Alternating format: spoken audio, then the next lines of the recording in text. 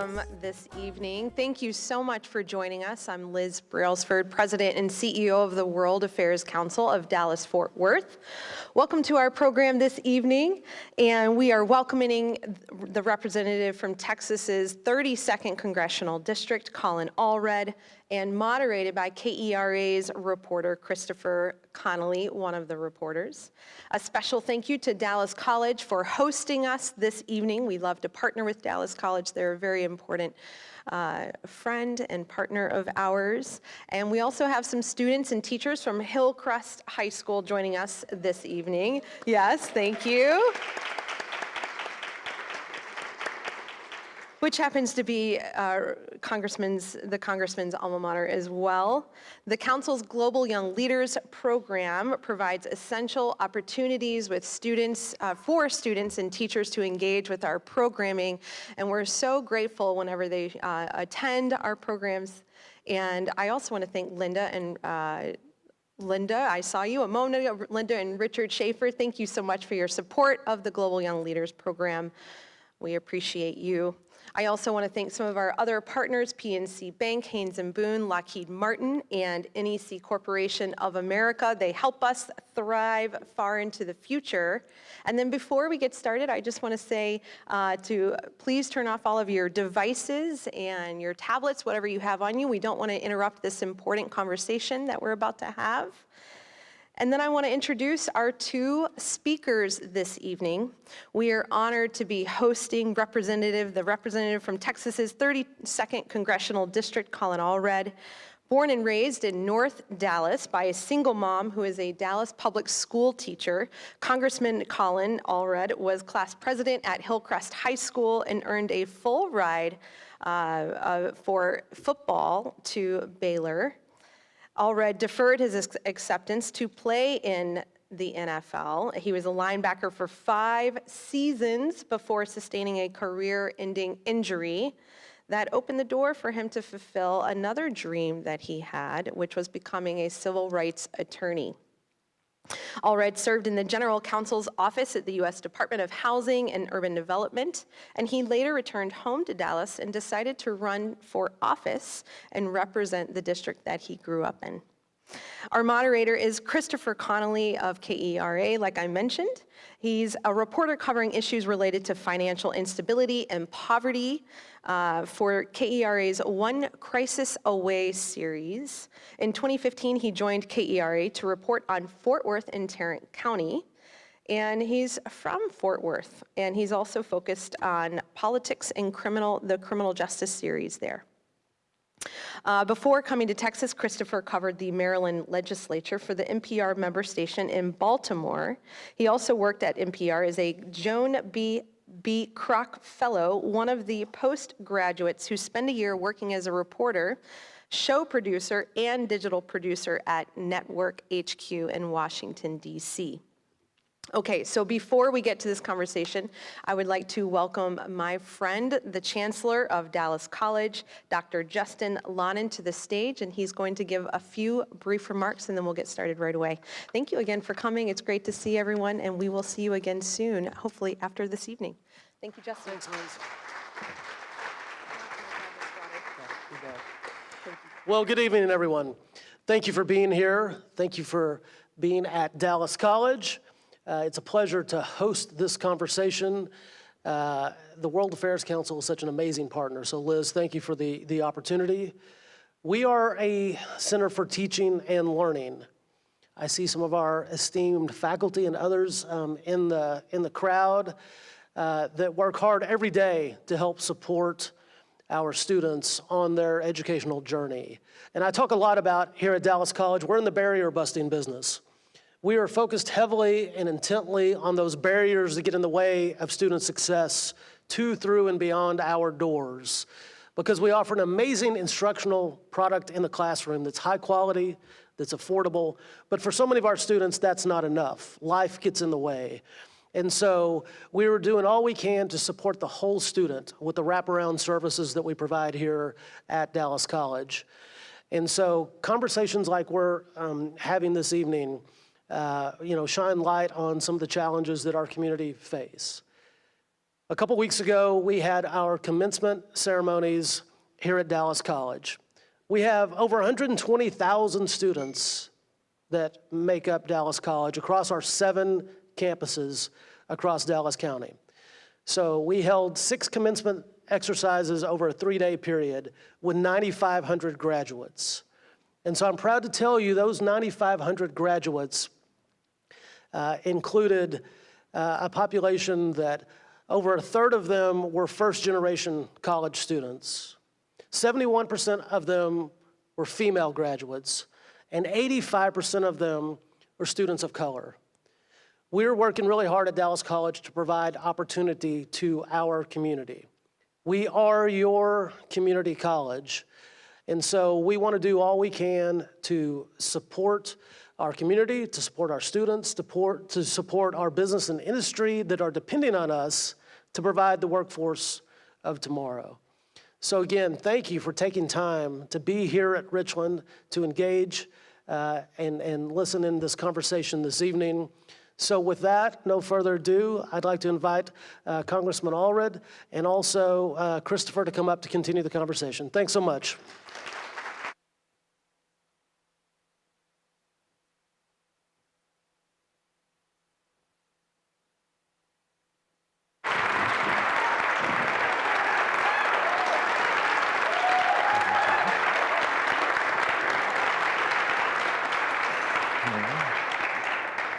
So, Congressman. They're cheering for you, Chris. What's that? They're cheering for you. How's your week been?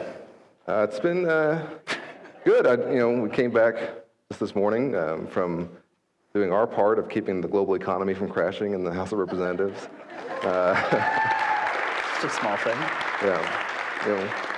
I hope the Senate can do their part and that we can do it before the 5th, because we honestly don't know exactly what will happen.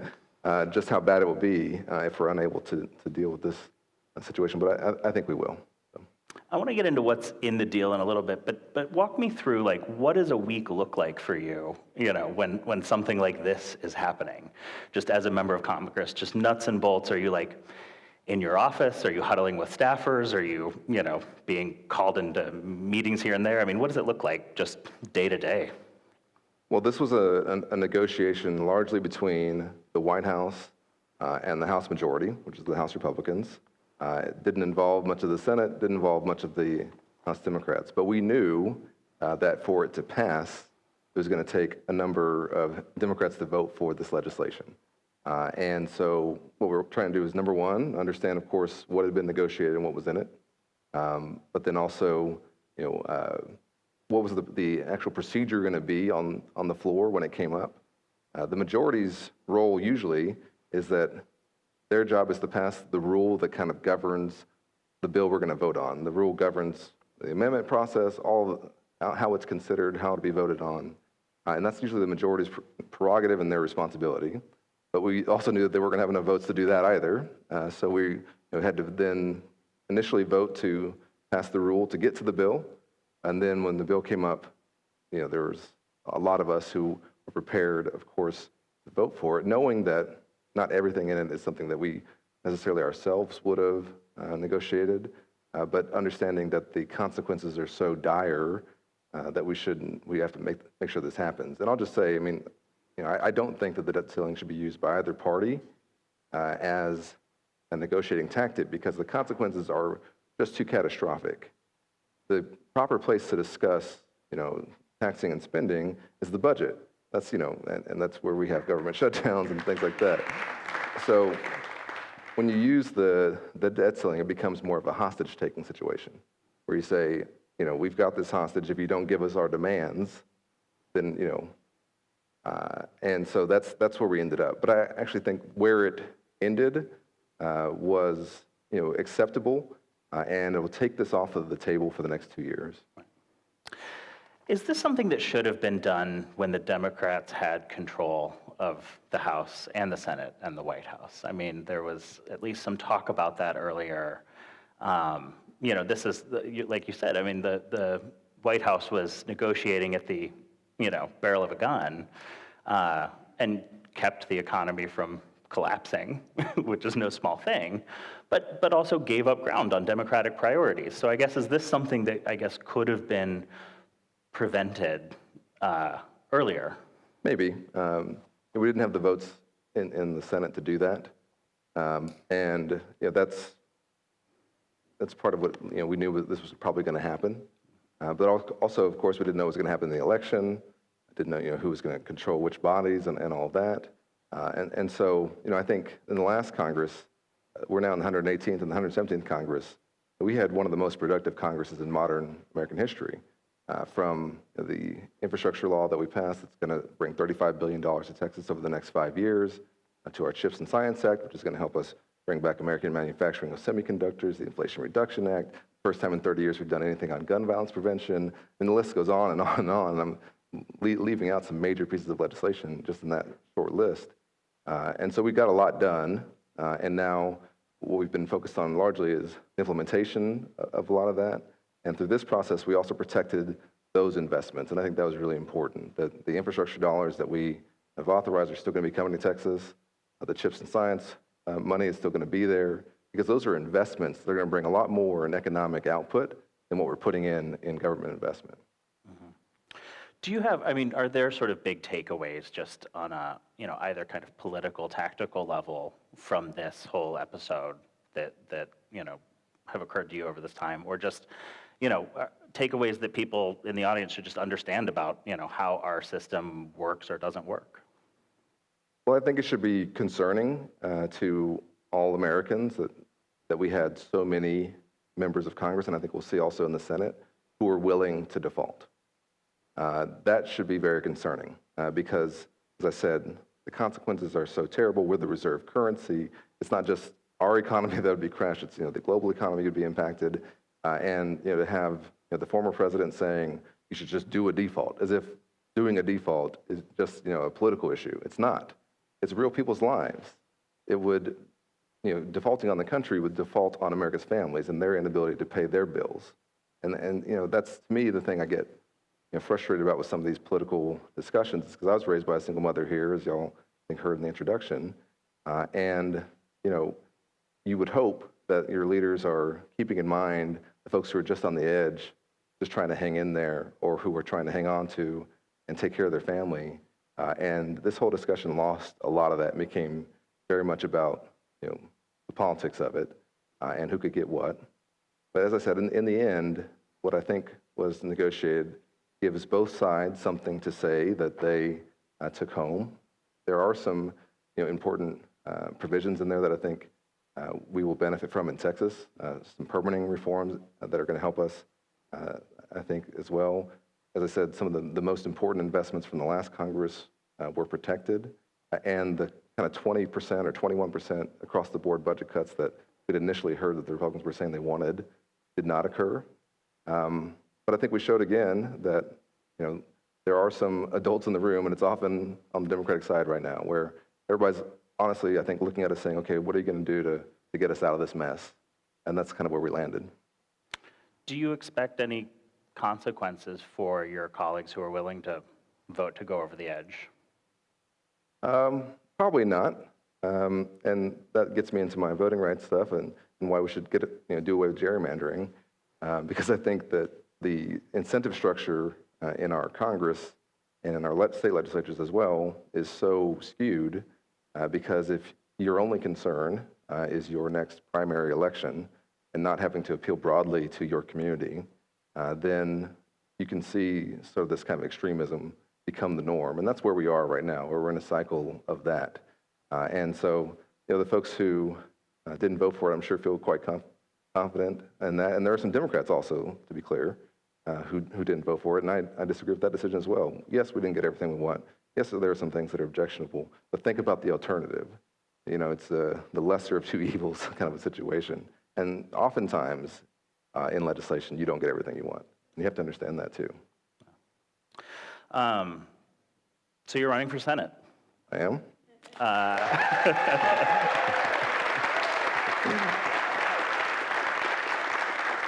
And what that really means is you're trying to do something that Democrats have not done in almost 3 decades, which is win a statewide election in Texas. So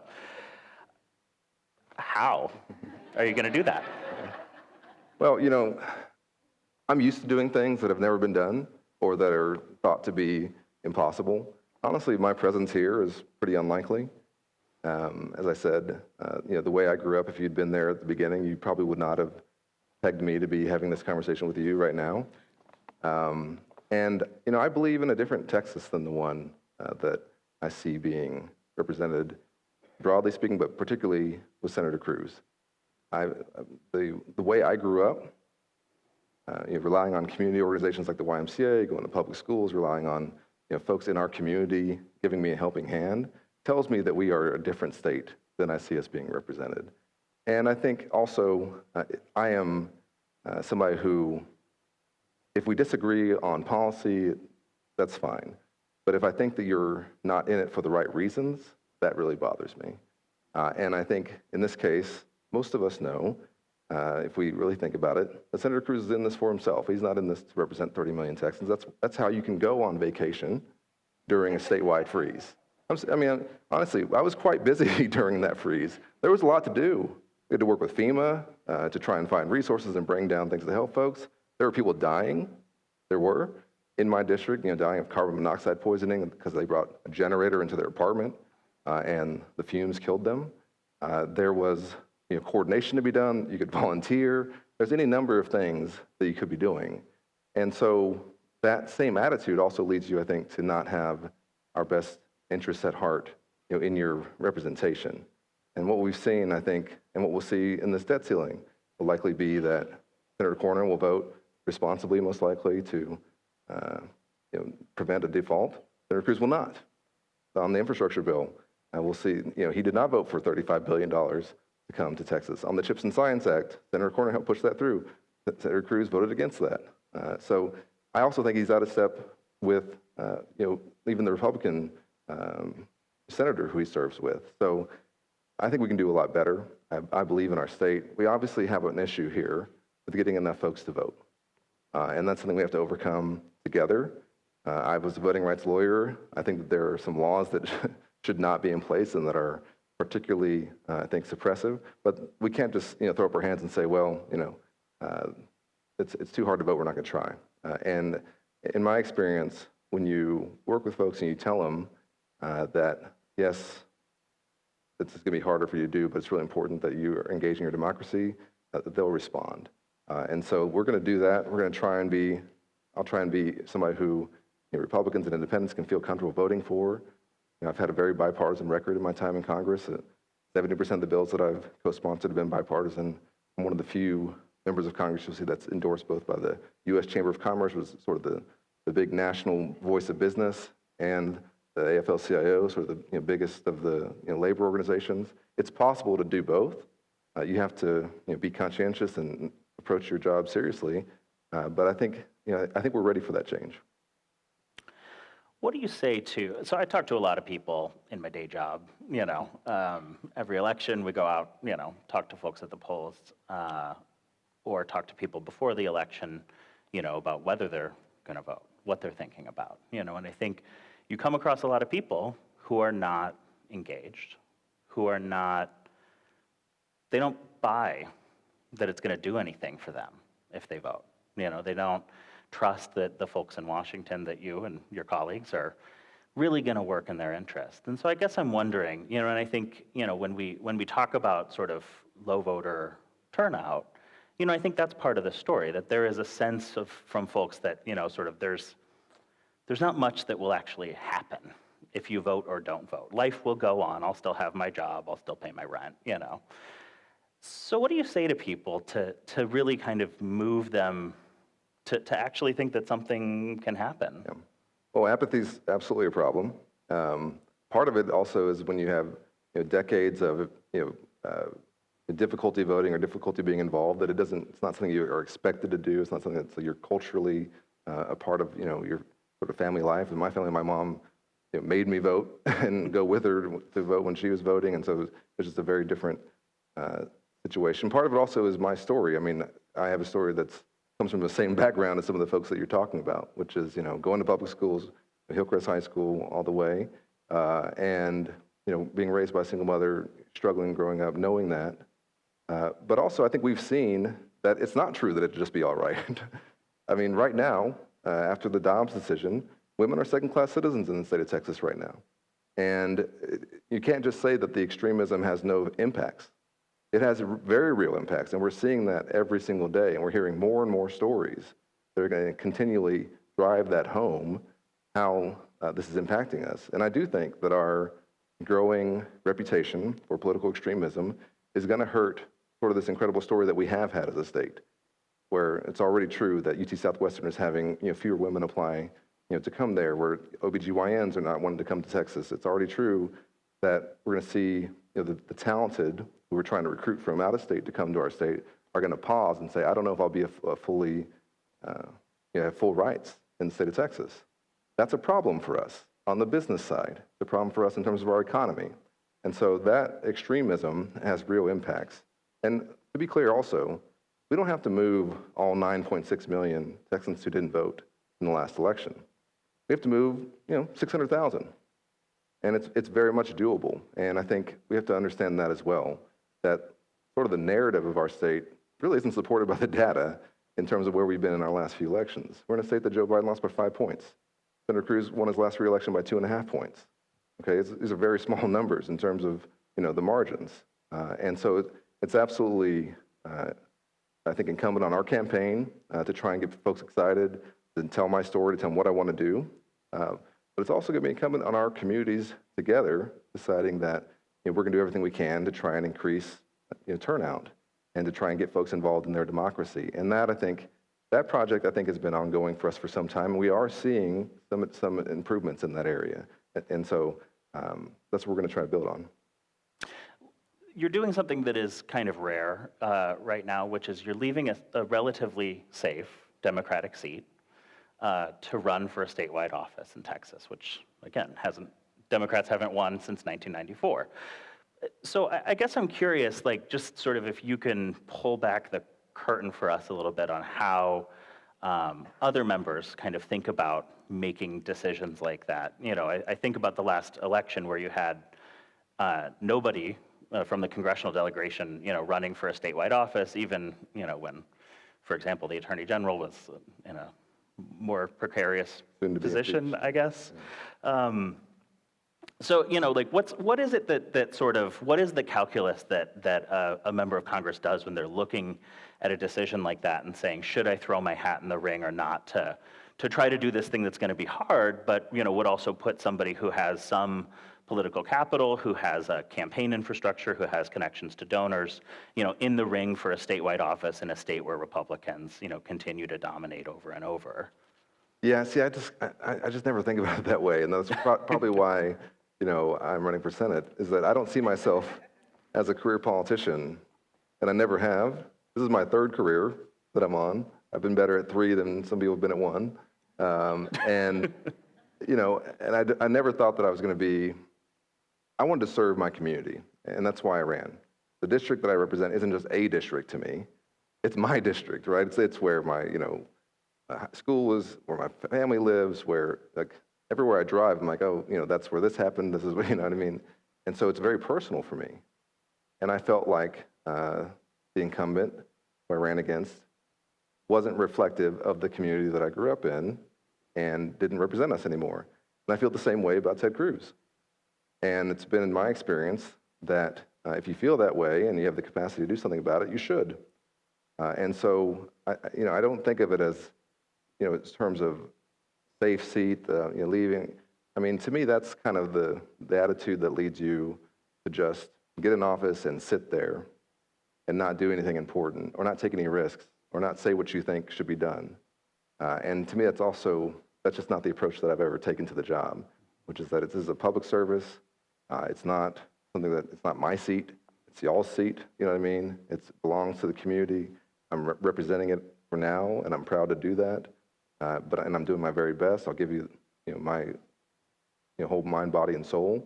But at the end, it's not just a political decision for me. It's about, in the case of my congressional seat, my community. In the case of the Senate race, my state. Yeah.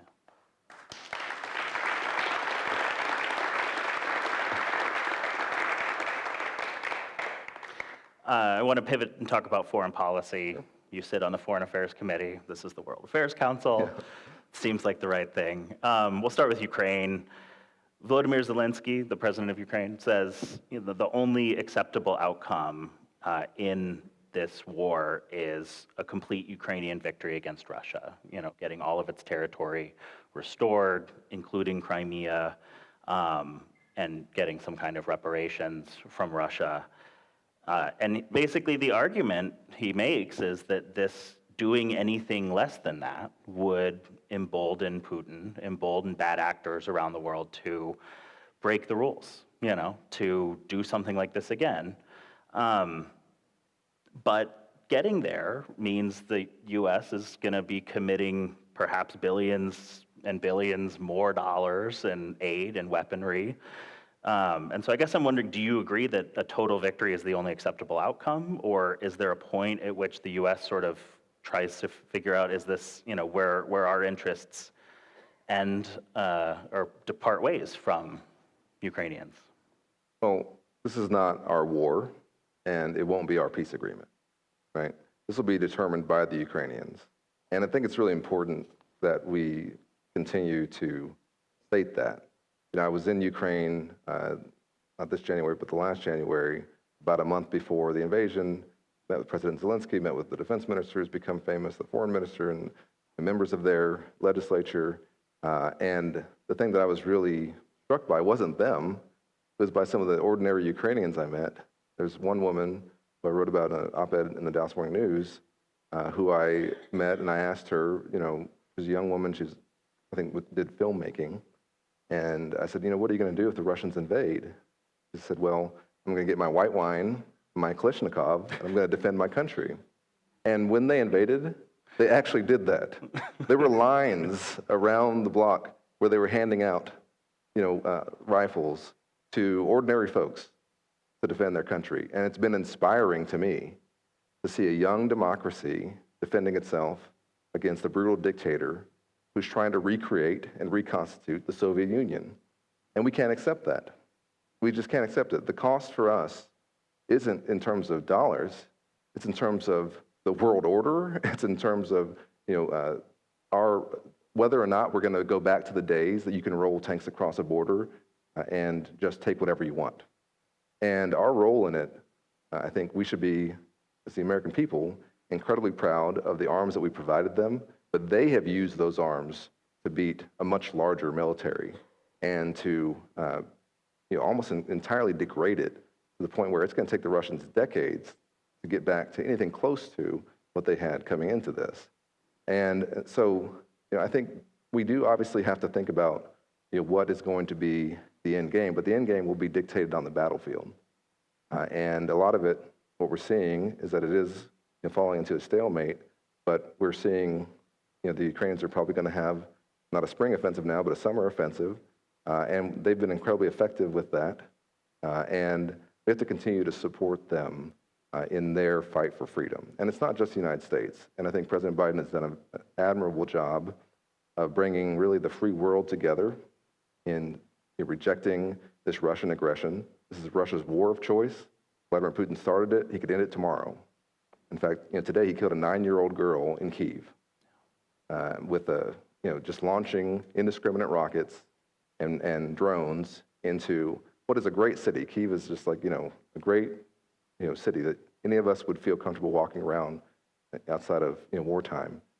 And a 9-year-old girl was killed today, and 2 other people were killed. Another 9-year-old is in critical condition. They're war crimes. And, I grew up learning about the United States being the leader of the free world, and that's what we are, and we can't allow this to happen. And so, to me, our support for Ukraine has been, vital. It's been the right thing to do. We have to continue to support them. I believe that they will win. I think they've already won in terms of the Russian goals of toppling the Zelensky government and putting in place a puppet, and then eventually, kind of assuming control over Ukraine. That's not off the table. Now the question is, where will the boundaries be at the end? I think it likely will be that Russia may have some gains in the end from what they've done, but knowing the Ukrainians and having worked with them now for a year, they will never stop. There will be no period in which they accept the assumption of the control of these areas, including Crimea. And so whether it's 10 years from now or 20 years from now, 50 years from now, they've literally told me this, or 100 years from now, they will get that territory back. And that, I think, will be, what we're seeing is that this has been a strategic failure by Vladimir Putin. His role in the world has decreased. The ability for Russia to pretend that they are a responsible actor is completely gone. They are economically isolated from the West now. The few things that they have are now much more reliant on China. And so it's been a total strategic failure for them. You're also part of the U.S.-Africa Working Group that was launched this week. There's been something of a reset, I want to say, with the Biden administration with regards to the U.S. in Africa. You had a summit of African leaders coming to Washington. The vice president traveled to Ghana, to Tanzania, and Zambia in April. So why is this happening now? And then this of course, working group gets launched. So what is happening now that hasn't been happening? What is this sort of responding to? Yeah, there's a probably well-earned reputation that we have for showing up in Africa, lecturing them, and leaving. And I think that's not reflective, of some of the great programs we've had in Africa, particularly PEPFAR, which was, created by our local resident, George W. Bush. In my opinion, the best thing he did in foreign policy was PEPFAR, and I will always credit him for that. He saved millions of lives, and it's one of the best uses of American soft power in our history, quite honestly. But that was 2001. Yeah, but I think what we're also seeing is in the global South, Africa, but also Latin America as well, is the rise of Chinese influence, and they're using that influence basically for malign purposes, through predatory lending, through corruption, offering payments to officials if they'll agree to this, and you have countries that are already trying to battle corruption. You have the Chinese coming on top of that and adding more, and also we're seeing a fatigue with the Chinese approach in Africa. That does create an opening for us if we are able to take advantage of it responsibly, because what we are coming with is a very different set of tools. It's tools to help you grow your workforce. It's tools to help you improve education in your country. It's tools to help you empower women and girls. It's tools to deal with pandemics before they can break out, like Ebola and things like that. And it's not predatory, and it's also not, our interest isn't in that they're going to then give us access to a rare earth mine. It's that then you'll be a more stable and productive world partner and global partner and trading partner. And so there's a lot of advantages to that. And in my time, earlier last year, I went to Kenya as part of the presidential delegation for the inauguration of the new Kenyan president. And there, and also in my meetings with African leaders, they want us to come in and do more. They want us to be more active. They don't want to have only the choice of China or nothing. And so we need to play a much more active role in it. We need to not just see it as sort of a place where you get raw materials from.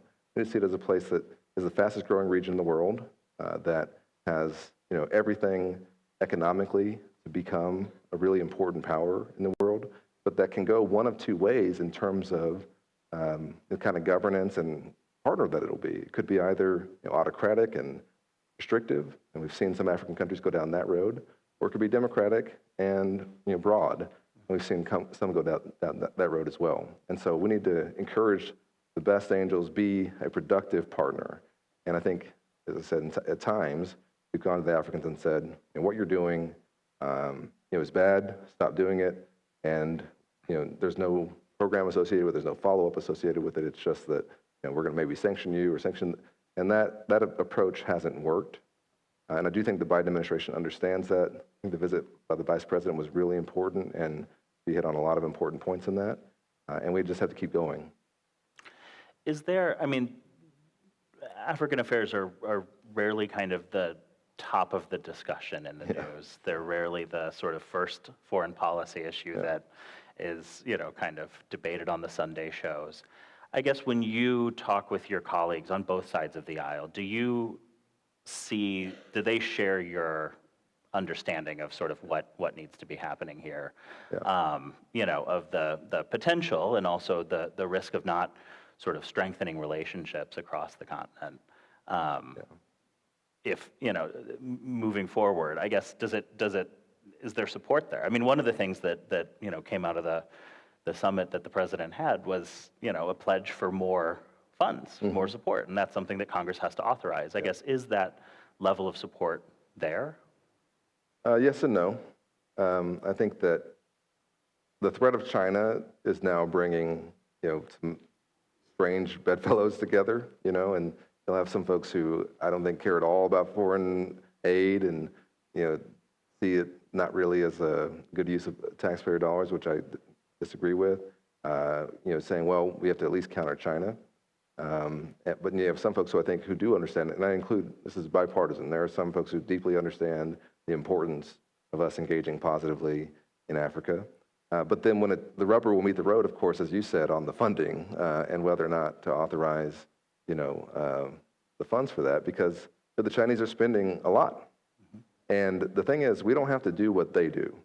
The Belt and Road Initiative and the infrastructure projects that they're doing around the world are not always helping them, to be quite honest with you. They're putting down, a cheap highway with Chinese labor, not creating any jobs and leaving, and then a few years later it's crumbling and they're not able to maintain it. And it's not, so we do things differently, and we've come in, I think, with, as I said, a better set of tools. They're harder to access because you have to meet certain requirements, you have to not have human rights violations, and all that's important, but it's slowing things down. And so, we need to be more agile, in my opinion, in this. And so I'd like to see us make some adjustments to where our investments that we do make, we can deliver more quickly, we can have a discussion with an African leader and recognize a need and deliver on it quickly. And currently we're a little bit limited right now in the ability to do that. Yeah. China, like I said, takes up most of the oxygen, or like you said, takes up most of the oxygen when it comes to, any foreign policy discussion. I guess, is there just one thing that you would point to that you think is, of greatest concern for you when it comes to China, that if you sort of helped move the ball forward on this one thing vis-a-vis China, that would be something you'd be kind of proud of forever forward? Well, it's the obvious answer, but I'll give it anyway. It's Taiwan and the status of Taiwan. I went to Taiwan not long ago, met with President Tsai there. She's actually, I think, the most impressive foreign leader that I've met with, foreign head of state. She's incredibly sharp, and I think she'd do very well in the United States as well. She knows her business. But the Chinese are clearly, moving towards trying to reacquire Taiwan by force if necessary. They've failed in terms of trying to manipulate the elections. And in fact, the Taiwanese people, what we're seeing is in poll after poll, they see themselves less as Chinese and more with a separate identity. And Xi Jinping is not going to allow that to happen, in terms of full independence. And I think he is in legacy mode. He's gone for a third term, which is, violates even their constitution. He's basically the sole dictator at this point of over 1 billion people. And he's reacquired Hong Kong and brought it to heel. Some of those incredible demonstrations that y'all might have seen in Hong Kong with hundreds of thousands of people protesting. They passed these draconian laws, and some of the leaders of those pro-democracy protests are in jail. And I think he sees Taiwan as sort of the final jewel in his crown. But I think he's also seen the global response to Russia's war in Ukraine, and I hope he's taken pause from that. I know for a fact that he's activated the Japanese, the South Koreans, even the Indians, certainly the Australians. Really, the entire Pacific is much more awake and aware of the threat from China, and that has also given us an opening. And so, I've been to South Korea and, met with the Japanese as well. In fact, I had a Japanese minister in my office the other day. And, they're going to pass 2% of their GDP on defense. The Japanese have been pacifistic since the Second World War. but now they know that they have to build up to try and be a stabilizer against China. And so what we want ultimately is not a military conflict with China. And I'm not somebody who has any interest in that. But we do have to deter them.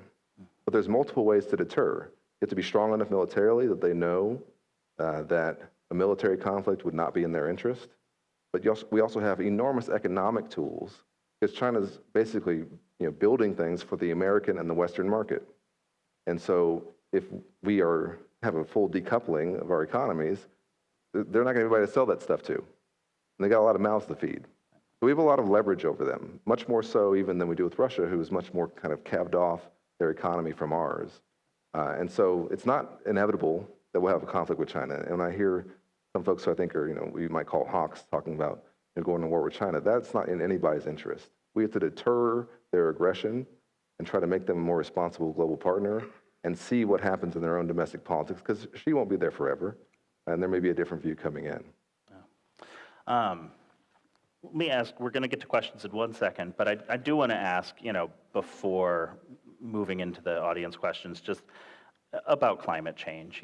We saw the latest report from the IPCC that just said, time is almost up to do something, to do something drastic, right, to really address this. And we're talking about not developing new fossil fuel projects. We're talking about cutting emissions, by 2040, which is even ahead of even where the Biden administration has said, going carbon neutral by 2040.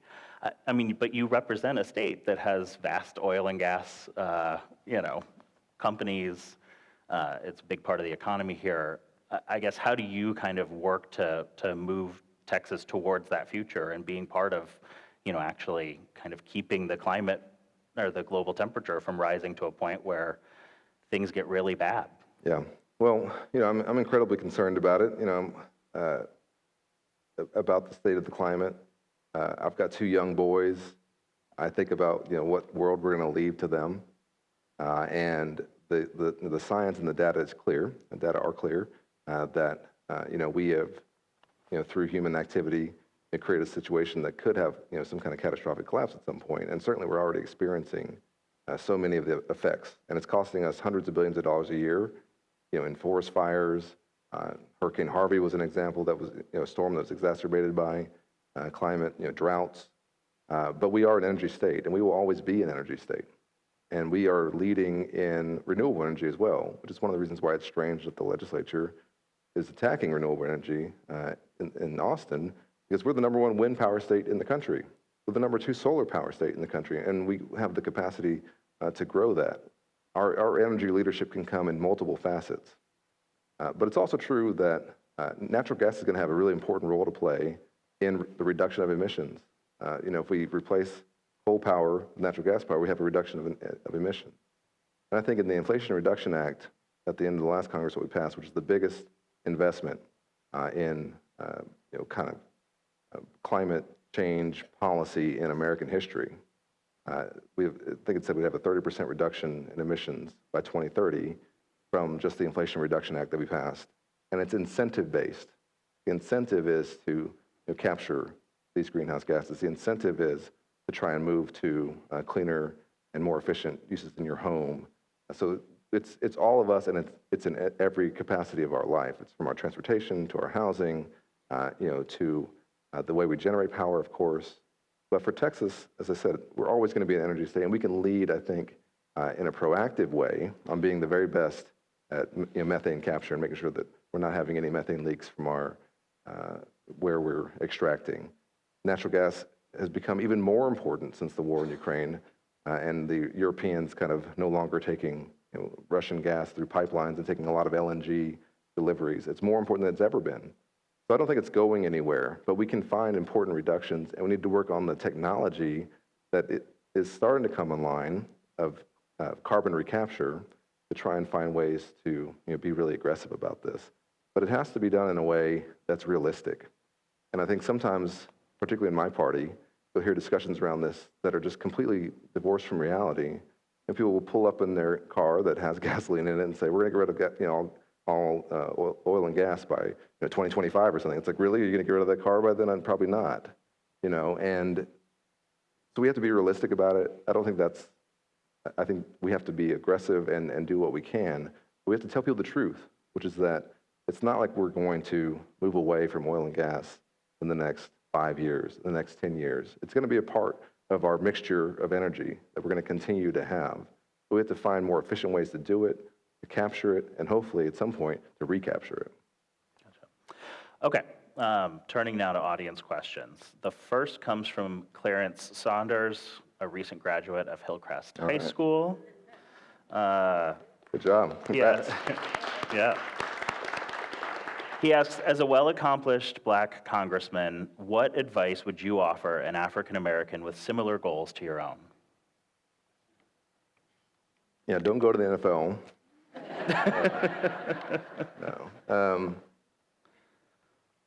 No. Listen, I really think that we're certainly not past race playing a role in our society. But my experience has been that if you work hard, you do the right things, the people will give you a chance. But the hard work component has always been number one. And I didn't make it in the NFL because I was like a high draft pick or because I was so talented. I was undrafted, and I forced them basically to keep me. When I went to law school, I'd been out of school for 6 years, I think at that point, going to law school with a bunch of whiz kids. I had to work to be where I was in my field in the legal profession. And of course, running for Congress was a huge amount of work, and then being in Congress. And so I would just say that, and I tell this to everybody, every young person I talk to, just try being the hardest worker in the room and see what happens. I mean, honestly, just try it. See what happens. Nobody says, man, the person's working so hard, but I don't want to keep them on my team. Nobody says that. I think when the coaches had cut time on the Titans, they'd say, well, Allred is slow and dumb, but at least he works hard, so we got to keep him. And honestly, that's been my approach. I think President Obama told us once, don't worry about what you're going to be, worry about the good you're going to do on the way, right? And I think that's also something that I think about a lot, which is I'll have some ambitious young folks come up to me and say, I want to be a senator or this or that, and it's like, that's fine, but maybe the goal should just be, I want to really help people in this area, and it might lead you into public service, or it might lead you into something else, right? There are admirable, important jobs that are not getting, have your name in the paper. My mom taught for 27 years. Nobody ever, thanked her publicly, right? But I think it was a really important job. And so there's lots of ways to serve, lots of ways to have a positive impact. And I think you should just find one that interests you.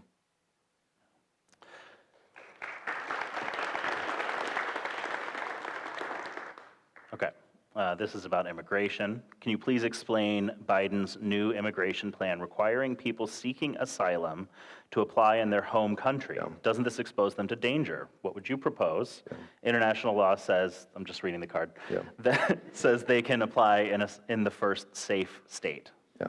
Well, it's to apply in their home country, or if they pass through a country where they could have applied. And what we have to do now, I think, is provide them with the tools to do that safely. There's an app that the State Department has developed that you can download, and it's not working as well as it should yet, but hopefully it'll be online working well so that folks don't have to make this journey. Basically, what I think the Biden administration is doing that I agree with, and there's some things I disagree with, is saying, don't make this journey. It's too dangerous and it won't work, right? The coyotes and the smugglers are lying to you. This is not the way to do this, right? With Title 42 expiring, it's actually worse if you cross over illegally. It used to be that if you cross over in Title 42, you're immediately kicked out. Now, if you cross over, it's 5 years before you can even apply again for any kind of asylum. So it's worse for you to come now with the expiration of Title 42. But so we're also having an information war with folks who are desperate, honestly, and with folks who are trying to take advantage of them and saying, just go there, and if you sneak across and you have a child with you, you can stay. Well, that's not a responsible way to conduct immigration policy for any country, right? And what we were seeing at the border was just unacceptable. It was unacceptable for the border communities. My family's from Brownsville. The weight that was falling on Catholic Charities, on the local communities, was incredibly heavy. and it was too much. People having to sleep on the street in huge numbers. It's not acceptable. We wouldn't want that in any of our cities. We don't want it in our border communities. And that's one of the criticisms I've had, is that instead of sending the National Guard for the governor or someone else like that, send resources to those border communities so they actually help out. And at the federal level, we need to send the resources to process folks much more quickly so it's not such a slow process. But the other thing that they've done is to open regional centers in some of these countries where you can apply there and have your interview there instead of having to then try to come to the border. So it's all about saying, don't make this journey. It's too dangerous and it's not going to work. There's another way to do it. Now it's incumbent on us to try and I think put in place the ability for that to work for people. But this is where I come to one of my frustrations with our current senator, Ted Cruz, and with Washington in general, is that you'll see them go down there and it's like they're having like a safari, and it's like, they're like peering through the bushes, and it's like, pass some policy to help. Quit going on Fox News and pointing out how bad it is. You've been 11 years in the United States Senate. Where's your bill, right?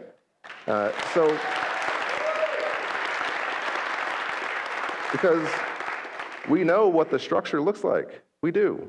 In President Bush's administration, President Obama's administration, each time they had a structure for a comprehensive reform that would have had billions of dollars more for border security, on top of reforming our immigration system in a way that actually meet the needs of our economy. If there's any employers out here today, I know you've probably come to my office at some point and said, we need more workers. Right.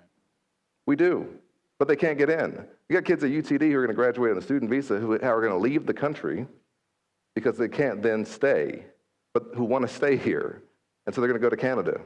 I've talked to a young woman a couple years ago. She wants to be a doctor from India at UTD. I asked her what she was going to do when her student visa expired. She said, well, I'm going to go to Canada. She'll probably marry a Canadian there and stay there. And we needed a doctor here.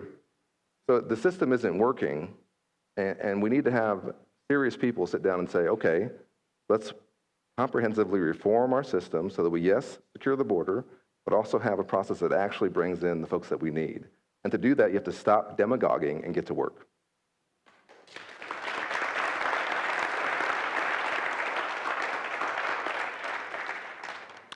What can voters do to hold Supreme Court justices to ethical standards? Not topical for Dallas at all, right? I mean, it's the most, it's like, Supreme Court is the least transparent, least accountable branch of government. They're the only judicial branch that really has no ethics policy. It's self-enforced. They do their own investigations. They declare themselves, to be righteous. And it's unacceptable. It just is. It's unacceptable. The decisions they're making are impacting every single American. And we have very little insight or understanding of who's influencing those decisions. And there are people who are actively trying through influence and gifts and even sometimes funding to influence those decisions. And we don't know what's going on with it. And it's unacceptable. And so,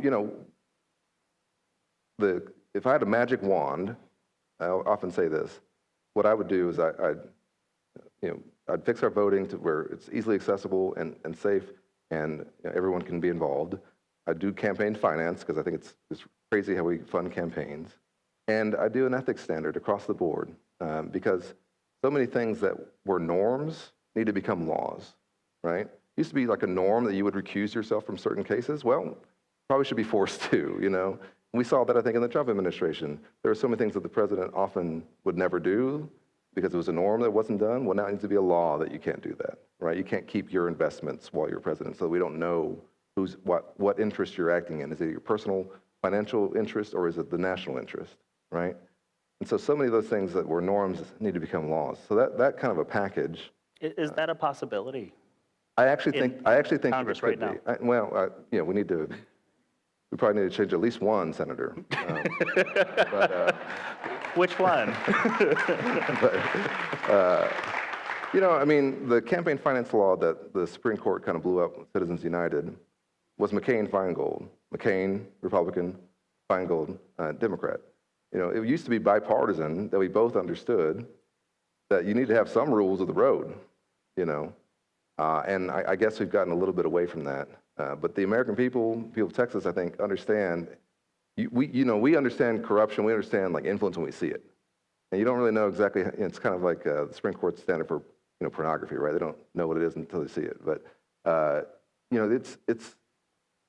we have to keep pushing for it and make it something that we vote on and we insist upon because, as I said, the decisions they're making are affecting, enormous swaths of not only our lives, but of our kids' lives and for the future. So we need to have something in place.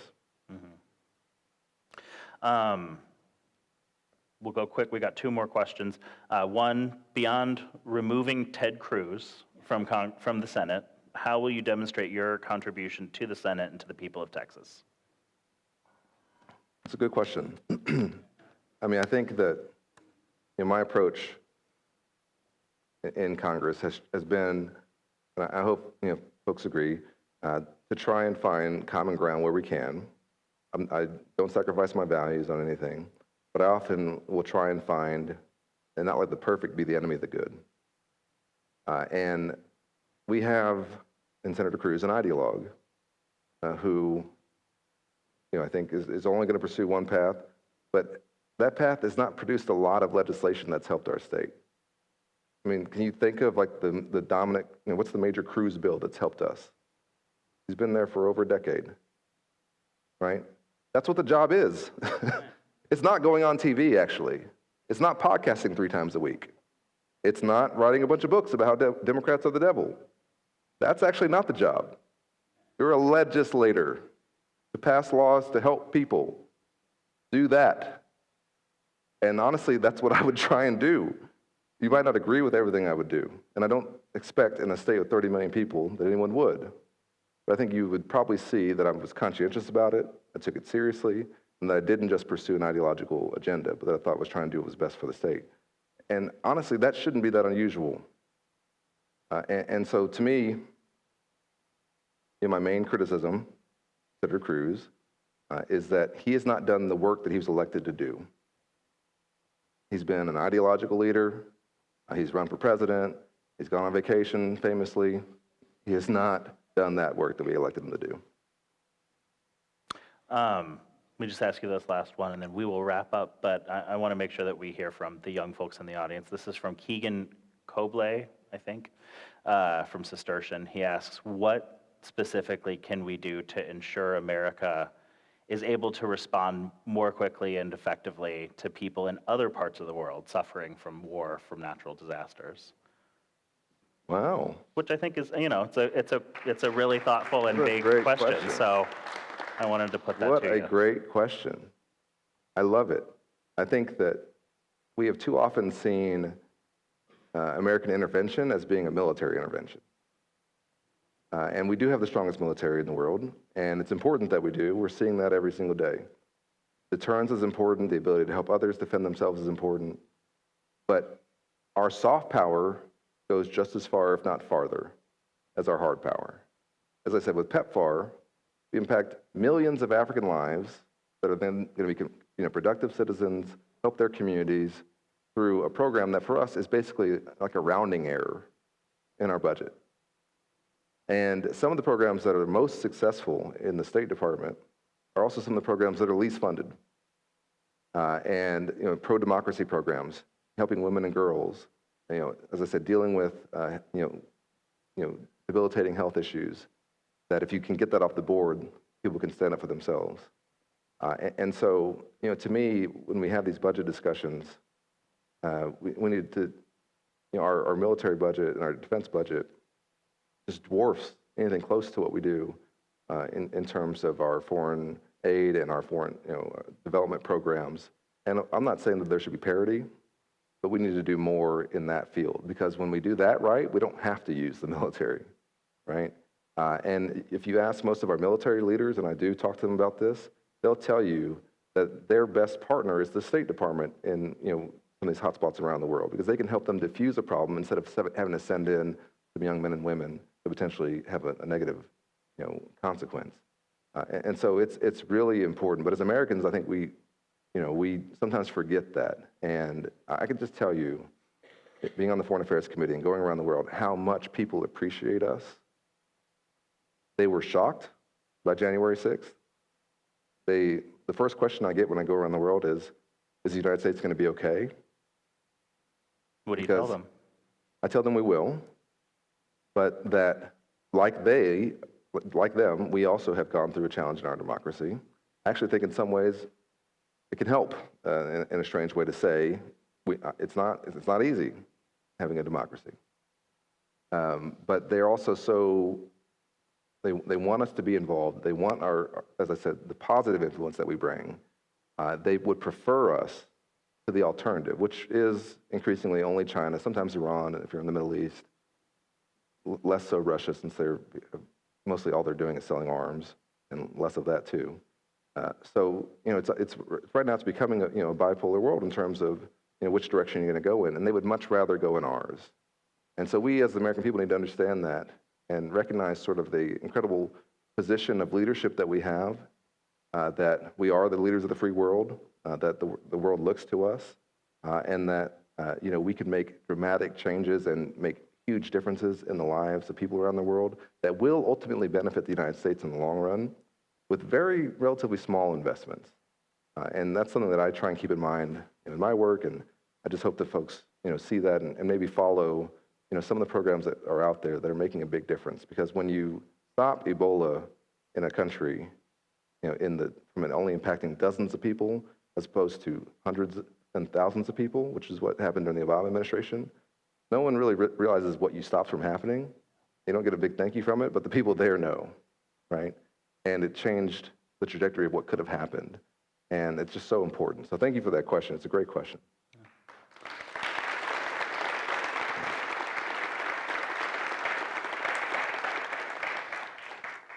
Congressman Colin Allred, thank you. Thank you. And thank you all for coming and being here.